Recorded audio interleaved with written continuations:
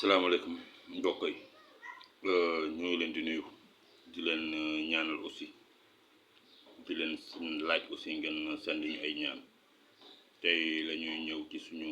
émission analyse bi dina porté wu tey ci 3 points tombe politique dina si tombe porté aussi ci tombe justice dina si porté aussi ci tombe économie mooy par rapport ak suñu réew yi ni réew Sénégal. Premier point bi mooy comme li ma wax dina tomber ci point politique c'est-à-dire qu'on va comparer par rapport ak régime bi ni toog actuellement ci politique fu ñu toll ci sur le plan politique et aussi par rapport ak ñoo xam ne ñu fi nekkoon ñoo toogoon léegi nekkatuñ ci nguur gi dañ ci jël quelques cas comme le président de la République Macky Sall ñu comparer ko par rapport ak politique ñu fi nekk dëgg sax warul woon nekkee noonu parce que le président de la République aussi tey jii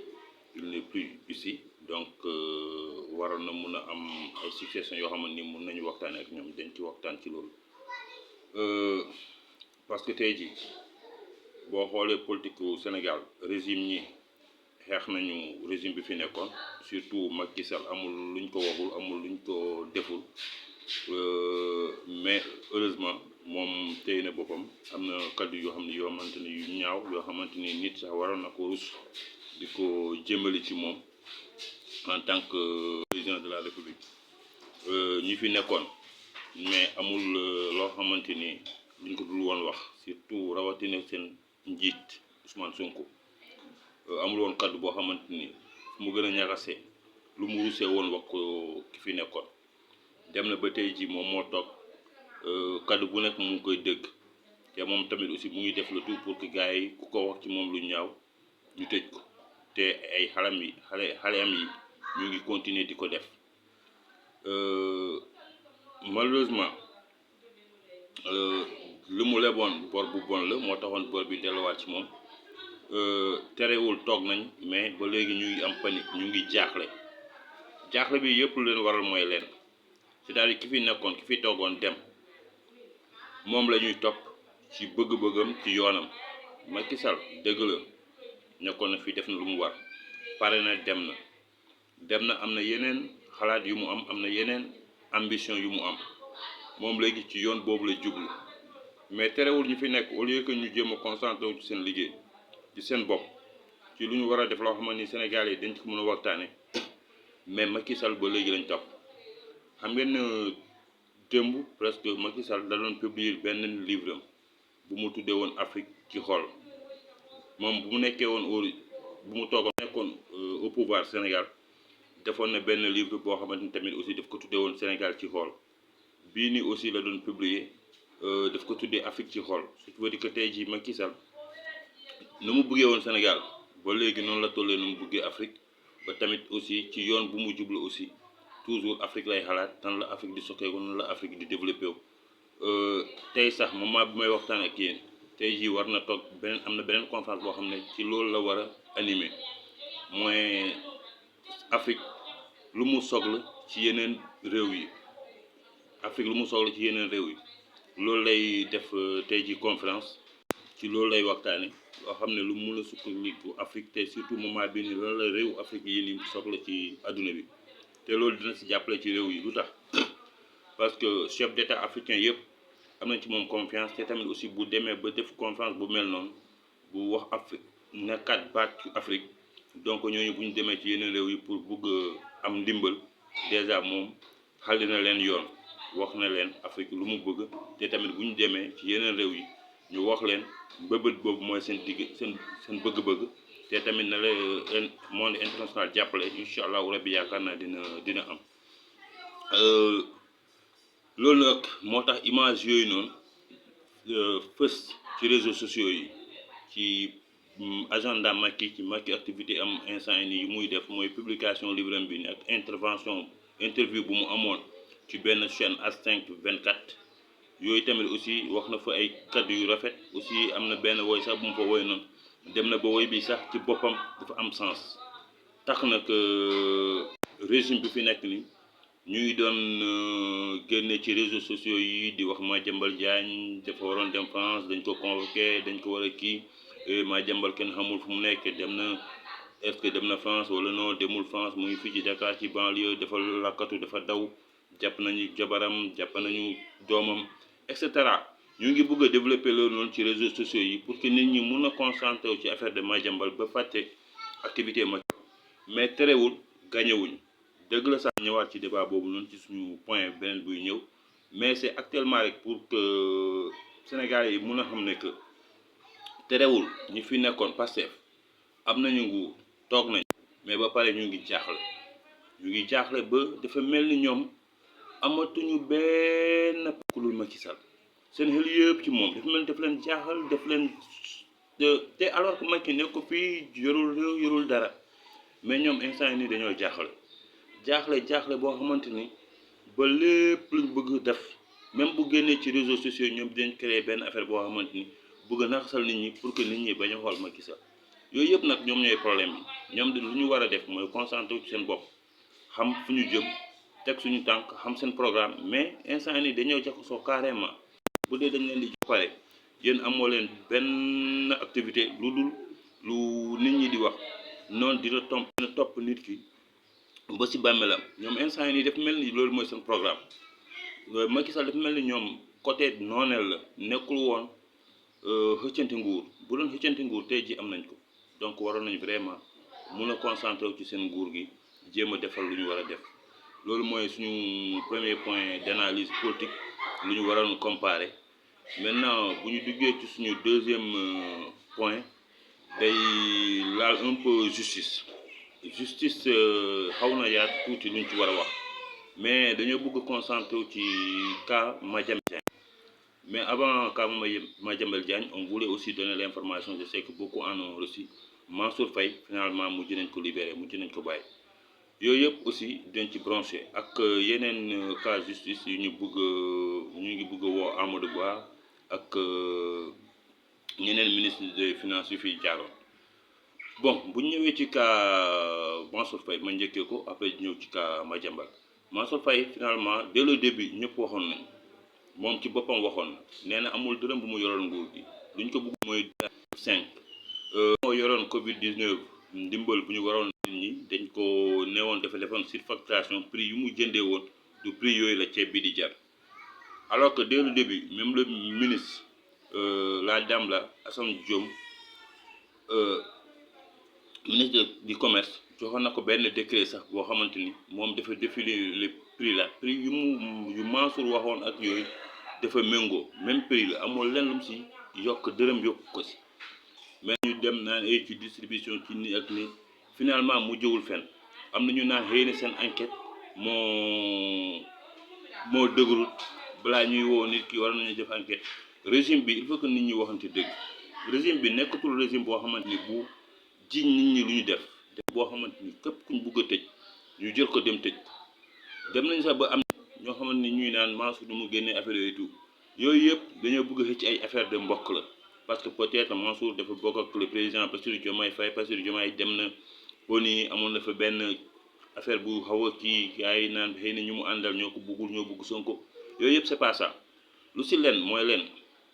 régime bi régime Sonko dañuy ñëw ak vengeance képp koo xamante ni ku ñu xam ne kii nii nekkoon na régime benn ñoom la ñu bëgg a jël ñoom ñëpp tëj leen alors que nguur du demee noonu nit nguur nga doon wut nit ñi jox nañ la nguur fexeel ba liggéeyal nit ñi luñ bëgg loolu nga waroon concentré mais pas nekk fii di vengeance di naan kii defoon na ma lii foo ma defaat ko lii kii def na ma lii foo ma defaat ko lii instant yi nii moo tax réew mi même ñoo xamante ni nit ñi sax ci seen bopp ñoo jaaxle parce que dañoo dem ba xamatuñu sax fuñ jëm dañoo dem ba xamatuñu sax ñu ñu jiite lan la ñuy jiite ñun li ñu soxla ci ñoom mooy un développement te développement bi ñoom du ñuy toog sax ba si wax seen problème yëpp ay problème de justice Mansour Faye bu génne moom dès le début il avait prouvé woon na lépp nee nañ deful benn surfacturation dem ngeen ba finalement peut-être sonn ngeen amatoo leen noo leen def léegi libéré nañ ko léegi am na ñoom Lat Diop ñoom Farba Ngom ci seen bopp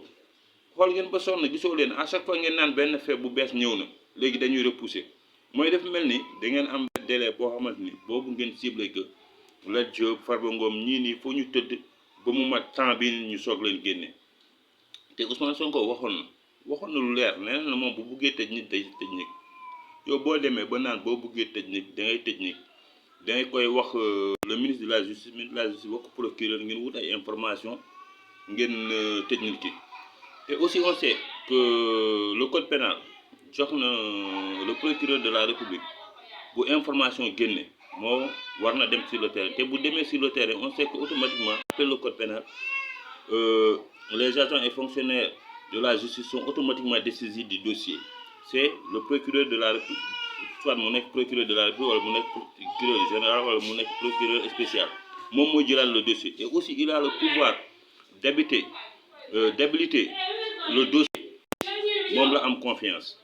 donc xam nañ que très bien que dans le code pénal am na ay pouvoir yoo xam ne yu ñu jox le procureur de la République de tellement que mun na dem ba fabriquer information ba wut ay lay noo xam ne nan la tëjee nit donc Ousmane Sonko boo waxee ci loolu nga basé wu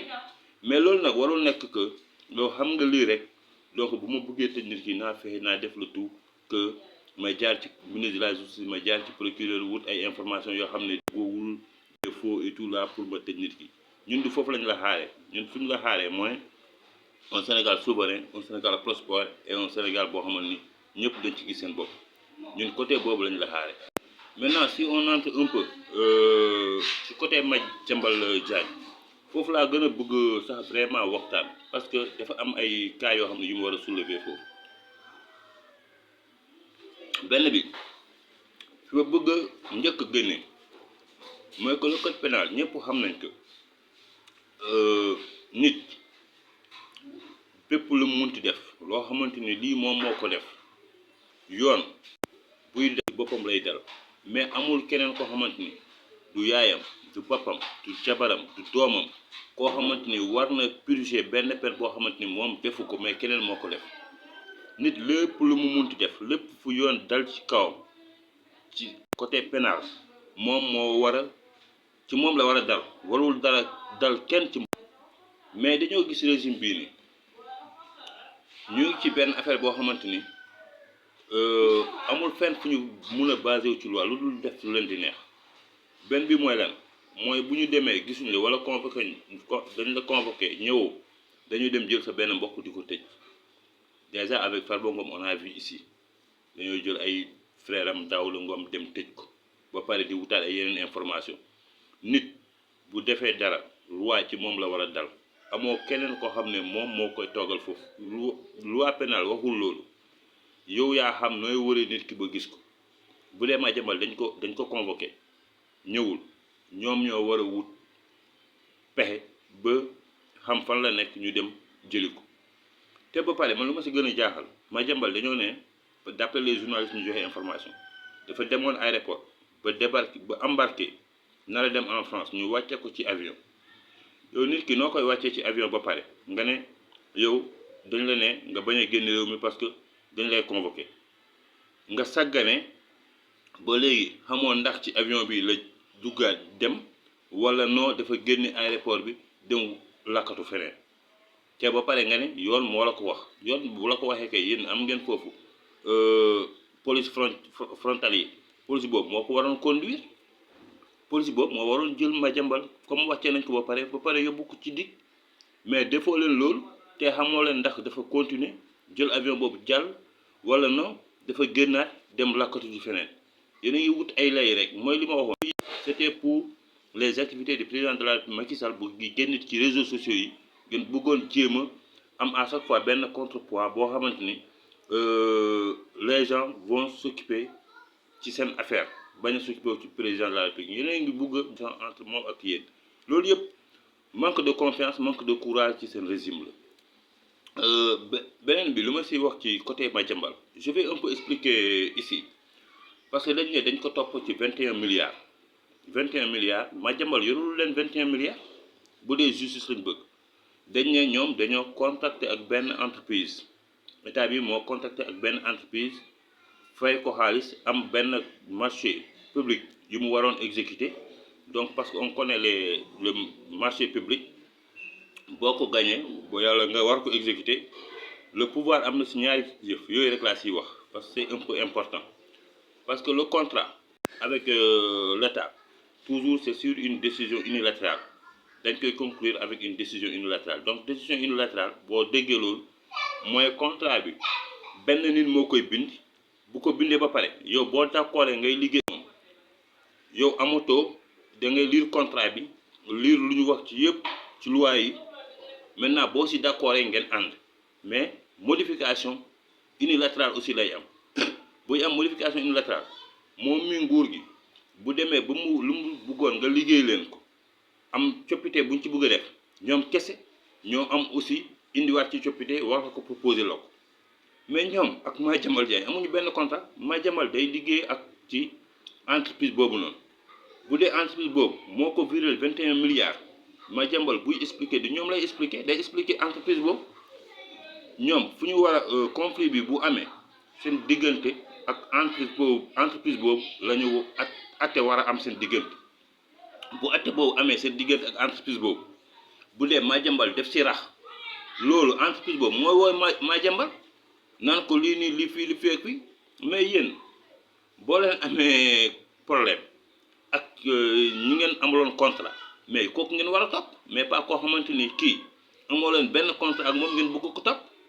dafa mel ni bu ma ko joxee benn exemple pour que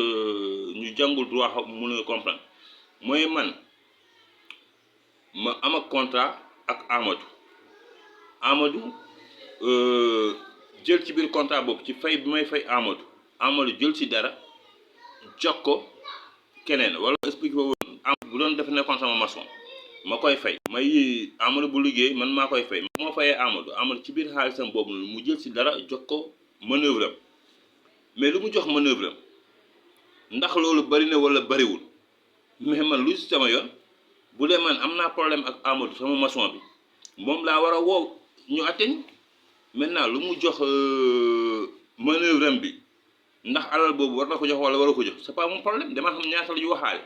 ñoom seen liggéey ñaata la seen contrat ñoom seen ñaari seen biir damaa xam lan la Madiambal Diagne instant yi nii li ñu ko toppee mooy loolu boo xoolee da ngay xam ne lii lii affaire de doole la Madiambal Diagne amul dara moom problème ak moom ak ñoom waruñu ko topp parce que am fayuñ ko joxuñ ko 21 milliards bi entreprise bi moo ko viréel 21 milliards ci compte am mais nañu dem ci entreprise bi laaj ko lu tax nga viréel ko 21 milliards wala ñun lu ñu waroon diggante sa diggante ak ñun doxaloo ko mais que ñoom bu ñuy woote bu état Sénégal la ak partenaires yooyu noonu donc lii laa ko bëgg expliquer un peu sur les marchés publics sur les contrats bi ni muy demee et tout boo ko expliquer nii xam naa ci ngeen di gën a comprendre bu boobaa di ngeen xam ne Madiambal instant yi nii bu ñu ko toppee rek dañ ko toppee doole mais amul leen loo xamante ni état bi war na ko topp parce que jorul état xaalisu état entreprise bi moo ko viréel ci compte am donc état bi na topp entreprise boobu bu demee nag ba ñu war ko si woo loolu entreprise bi moo ko si woo en tant que témoin wala leneen bu si raxee ci foofu lay feeñe mais instant ni bu ñu ko toppee bëgg ko tëj kese amul leneen lu dul loolu justice lañ nekk donc voilà ma entré foofu noonu ma tëj foofu noonu ci côté Madiambal après ma dugg un peu sur le cas de Amadou Ba ak yenn ministre des finances yu ñuy wax ñu ngi naan am na ay côté ministre des finances fi nekkoon ak yeneen agent aussi yoo xam ne ñu si doon liggéey les administrations et tout ñu luubal xaalis bu bëri bon ñu ngi wax ay 460 et quelques millions je pense non milliards sax loo xam ne lu 461 et quelques milliards mais man leen moo si jaaxal toujours affaire yi day jógee CENTIF dafa nekk cellule nationale de traitement des informations financières alors que OFNAC moom office national pour la lutte contre la fraude et la corruption CENTIF bon de quel soit alpha ça même bu ñu demee ba wut ay informations te normalement ñi fa waroon siéger sax du ñoo fa nekk parce que foofu ay magistrats ak kii ñoo fa waroon nekk mais dañoo nommé seen benn nit def ko foofu koo xam ne c'est à titre politique Pastef du magistrat du juge donc normalement du moom moo fa waroon sax siéger mais dañ ko defee foofu mooy comme li ma leen expliqué rek parce que affaire de état mooy affaire d'information même enquête yi ngeen di dégg nii ñii ñoo war a dem wuti enquête yi et tout de information yi dafa am ñoo xam ne procureur des fois day am benn doole ci ñoom que Ousmane Sonko wax na la ne que mun na am poids loxam ci ministre de justice te ministre de justice aussi am na loxo ci procureur même seen type bu ñu wutee seen information ba pare dañ koy remettre le procureur de le procureur bi après mooy eggale ci mooy dem jàpp dem toppatoo dossier yi ba dossier bi egg ci juge magistrat du siège dafa nekk nit koo xam ne moom nag balaa ñuy atte wala balaa muy ñëw faut en général ba dossier yëpp complet parce que en général sax duñu nangu sax xam kan mooy magistrat du siège yoon joxewu ko yoon day bàyyi ba atte bi jot wala atte bi jege ñu xam ne kii moo koy joxe parce que en général sax institution buy am magistrat du siège warul nekk sax koo xamante ni ku ko xam ci enquête bi dara lépp waru si yëg dara boobaa bu ñuy nommé magistrat ki war a atte en général noonu lay demee noonu la war a demee. Il arrive des fois am na quelques exceptions foo xam ne même le juge d'instruction c'est-à-dire ki doon wut ay enquêtes et tout doon régler ay enquêtes et tout des fois am na foo xamante ne fu ñu ne fu ko loi may mu atte mais à condition que fekk tribunal boobu wala juridiction boobu laay wax un peu plus simple juridiction boobu wala tribunal boobu fekk amul magistrat de siège ci condition yooyu rek le juge bu toppatoo enquête war a atte voilà. man la ma si jaaxal ci dossier ñoom Amadou Baba et tout damay lire ci quotidien yi mais toujours ñoom dañuy joxe information jot nañ ko ci tel journal jot nañ ko ci tel journal jot nañ ko ci tel journal mais man benn affaire moom si jaaxal yow booy joxe information xaalisu réew ñu détourné ko mais yow kay normalement sa source fiable warul nekk journal parce que journaliste yi ñoom dañuy dem rek talangaat war na xam exactement lii ak lii moo waral xaalis bi ñu lubal ko lii ak lii la xaalis bi fii la waroon demee mais finalement nii lañ ko defee bu boobaa ñu xam ne xaalis bi nan lañ ko lubale mais xaalisu nguur balaa muy génn foofu ñu xam lan la waroon génne est-ce que lu mu waroon génne defeewuñ ko foofu feneen lañ ko yóbbee wala est-ce que ki génne xaalis bi est-ce que moom foo waroon génne wala non déedéet moom moo ko waroon génne diw moo ko waroon génne mais nii la demee mais yéen ci administration bi ngeen war a dugg ba wut fa ay information ba xam xaalis boobu noonu génn xaalis bu nekk fan la waroon dem fu mu waroon dem lu tax demu fa kan la xaalis bi waroon jaar kan moo ko waroon jëli kan moo ko joxe parce que il y a aussi les comptables publics foofu am na fa aussi c'est un peu entré sur parce que les finances publiques la loi des finances l'a bien articulé il y a aussi les principes il y a aussi le contrôle des finances publiques contrôle bi dafa am lu mu wax parce que les comptables publics dafa am ñoo xamante ni ñii sont les comptables de titre ñii ñooy les comptables de deniers ñii ñoo yor lépp lu si loo xam ne côté bind la côté archive la côté lépp ñoom ñoo ko yor ñooy comptable yoo xam ne ñoom ñooy génnee xaalis bi ñoom ñoo koy joxe bu dee ay chèques ay tout ñoom ñoo koy joxe ñooñu aussi yooyu yëpp dañ ko war a expliquer de manière claire te xaalis aussi buy génn ci état war nañu xam lu tax muy génn xaalisu état du génnee noonu dërëm buy génn dañu xam lu tax muy génn te est-ce que war na génn est-ce que bu dee war na génn est-ce que fu ñu nee fa la jëm est-ce que foofu la jëm yooyu yëpp aussi normalement yéen yi yor seen journal di bind seen article et lépp yooyu yëpp da ngeen ko waroon gëstu parce que saa bu ne moment bu ne xaalis boobu noonu génn telle période parce que xaalis li ngeen lim di ni yëpp génnewul ci benn opération ci ay opération donc opération bu ci munti am war ngeen xam la liste des opérations yoo xam ne xaalis yi noonu la génne te opération bu nekk aussi war ngeen xam ban agent comptable moo ko fa génne ban agent comptable moo joxoon ndigal xaalis bi génn et bu mu génnee est-ce que ki ko waroon jël moo ko jël est-ce que ki ko jël moom moo ko war a jël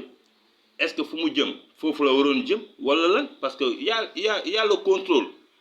et y a l'exécution même et le contrôle des finances publiques yooyu aussi foog ngeen dem référé wu ci loolu noonu ngeen jox ñu information yi yëpp mu leer ngeen jox ñu opération yi yëpp parce que ay numéro de compte bancaire ngeen di wax ay comptes yi dafa bëri woon ay 41 comptes et tout ça ay banques yoo xam ne du même banque yooyu yëpp c'est pas un problème de l'état opération bu nekk mun na am ay comptes am à part opération boo gis mun na am compte am à part parce que lépp loo gis li ko war moo tax dañ koy virer ci compte boo xam ne boobu la war donc ay compte yi dafa bëri yooyu yëpp c'est pas important ce qui est important c'est que xaalisu opération bi génn ban opération xaalis bi mooy li ma expliqué je ne peux pas en revoir dafa am benn traçabilité boo xam ne les finances publiques ni muy fonctionner donc bu leen ñu jox fi ay sources ay journaux jox leen ñu ay informations yu leer nañ des opérations très claires et très exactes. C'est il y a un dernier point c'est un peu dans l'économie peut-être du ma si yàgg de trop li ma si bëgg a wax mooy par rapport ak ces deux régimes là la ñuy comparer gis nañu que les lois projets de loi presque maintenant c'est devenu des lois yoo xamante ni le président de la République les a promulgués et comme il les a promulgués aussi maintenant c'est devenu des lois en vigueur mais leen laa waxoon loi boobu noonu boo xam ne bu ma métti woon mooy mobile money defoon naa une demande aux députés de l'opposition mais je réitère moi en tant que citoyen sénégalais xëy na j'ai pas les ambitions xëy na xawma ëllëg ndax naa ko doon wala xëy na ëllëg yàlla lu muy dogal mais naa wax leen le président de la République Bassirou Diomaye Diakhar Faye qu'il sache que il a commis une haute trahison parce que cette loi c'est un détournement de la souveraineté parlementaire. Ils ont abusé des députés yoo xamante ni les citoyens ont leur donné la majorité ñu jàllale loi jël seen xaalisu bopp yoo xamante ni ñoom joxuñu seen consensus parce que bu ñu xamoon ne député yi loolu lañ fay dem ñun voté mais moi un jour ou l'autre si par hasard yàlla def na que ma nekk député quel que soit dans la vie je serai l'initiateur du projet de loi je serai l'initiateur de la proposition de loi haute le président de la République il sera en vie inchallah dans l'exercice de ses fonctions def na ko mais un jour wala bu ko yàlla mayee man ma nekk député initiative boobu naa ko am aussi képp koo xamante citoyen sénégalais boo demee ba am loolu noonu ñaan naa la nga def proposition de loi boobu haute trahison contre le président de la République Bassirou Diomaye Faye sur la loi des mobile money. Maintenant par comparaison économique j'ai vu que à chaque fois Abdou Mbow bu buggee wax à l'Assemblée le président de l'Assemblée nationale El Malick Ndiaye am na ay doo xam ne da koy tere def da koy tere wax mais loolu du yoon l'Assemblée dafa war a nekk libre nit ki bu buggee wax benn affaire da nga ko war a bàyyi mu wax mu conformé wu nag au règlement intérieur de l'Assemblée. Maintenant ñoom ils ont fait 12 ans yi yëpp fukk ak ñaari at nguur gi fi jógee la def lu mu musa leb seen 12 ans yi yëpp lu ñu musa leb mooy 10 100 milliards mooy fukki junni ak milliards la nguur gi jàll musoon leb ci fukk ak ñaari atam ñii nii toog nañ ñaari at ci ñaari at yi leb nañ junni fukk ak ñaari téeméeri millions junni fukk ak ñaari téeméeri milliards junni fukk ak ñaari téeméeri milliards ci lu ñu leb ci ñaari at yi lu ñu leb ci ñaari at yi ëpp na ci fukk ak ñaari at yu ñeen nekkoon fii ni ëpp na leen téeméeri millions ñun bu ñu xoolee loolu léegi lan la tekki te yéen a génnoon fii ni naan ci 118% du PIB national instant yi ni réew mi mu ngi ci 4e sous-sol xanaa yéen moom léegi da ngeen ñuy yóbbu 8e sous-sol ak le fondement de la 9e sous-sol yóbbu ngeen ñu 8e sous-sol ba pare def ngeen fondement sous-sol ñee lee la ñu def moo tax réew mi dafa sooxee ba dugg na ba ay 4e sous-sol yéen ngeen ñëw ngeen lebaat lu ëpp loolu ci ñaari at xanaa léegi ñun ñu ngi ci 8e sous-sol ba pare def ngeen fondement 9e sous-sol bi mais nag ñaan naa leen mbir yi moom bu leen ko yëkkati waxuma la sax ngeen terrasse ko mbir yi moom ñaan ngir yàlla bu leen ko yëkkati ba terrasse ko fa laay yem